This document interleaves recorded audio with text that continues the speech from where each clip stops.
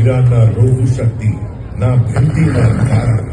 महाराजांनी चतुराईने केला तिथून पोवार. आग्र्याहून सुटका झाली.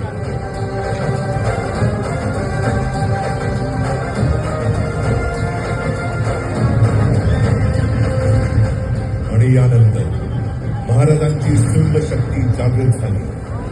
राज्यातून पळून लावला अवघा मुघल आणि स्थापन केले मराठ्यांचे एक छत्री राज्य, स्वराज.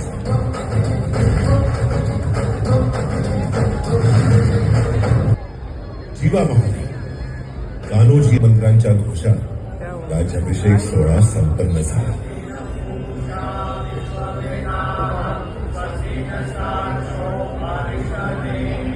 त्यांचं हे स्थान आढळ आहे.